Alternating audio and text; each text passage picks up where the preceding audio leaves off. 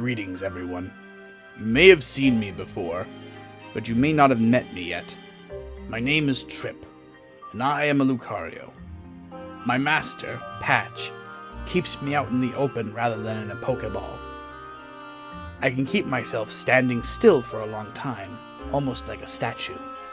You may have even thought I was one. I would like to discuss a very important topic today.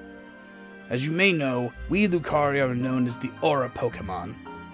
This is because of our keen ability to read the auras of other Pokemon, and our ability to manipulate our own auras to assist us both in combat and in communication with humans.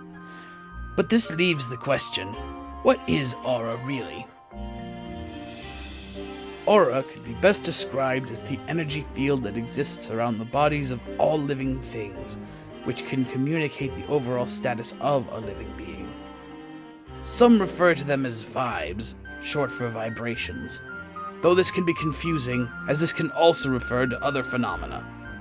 As a Lucario, I am particularly sensitive to auras, to the point that I can sense them from a far distance.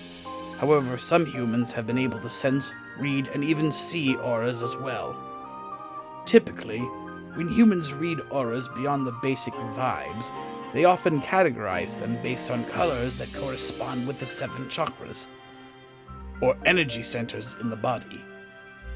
Avatar: The Last Airbender has a good beginner summary of what each one is and how they flow, which I've linked here for your convenience. You can also find plenty of diagrams online showing the order of chakras and colors associated with each one. To keep it simple, the dominance of one color in one's aura indicates the dominance of the power of that chakra and the attributes associated with it. There are other systems that exist for reading auras, including one which only us Lucario know, but this is the most common. As impressive as this ability can be, the sensitivity to auras can be overwhelming at times. To be constantly aware of the energy that emanates from the souls of others can affect one's own aura in turn. I've learned to keep these things mostly under control, but much of that was learned from experience when I was a Riolu. Such is the journey that we must go through to get where we are.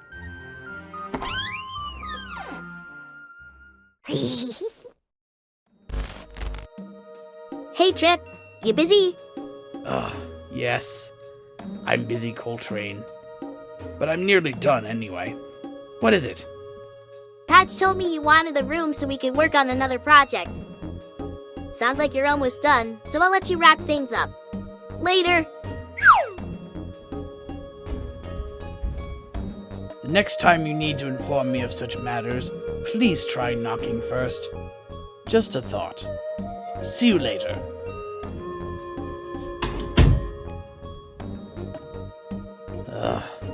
We should probably have some sort of indicator light on the outside of the door to let people know that the room is in use. I'll ask Patch to do that later. Anyway, you can see how my friend Coltrane didn't bother to note my presence here before barging in. Though part of that is because he can't, or at least doesn't, read auras.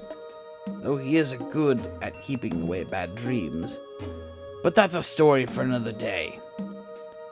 It is also partially because he forgets to listen sometimes. Does he do it deliberately? Hard to know, really. Zoro are harder to read than most. I can't help but appreciate the little guy, though, as he keeps Patch happy, and anyone who helps Patch is my friend as well. To conclude my thoughts, I must ask, how good are you at reading auras? Are you able to look into yourself and read your own? Are you able to see the auras of others? And if not, do you know of anyone who does? Let me know in the comments below, and perhaps we can discuss them together. I hope you enjoyed this explanation, and I look forward to seeing you all again. Be sure to keep an eye out for me in the past and future videos on this channel. Take care.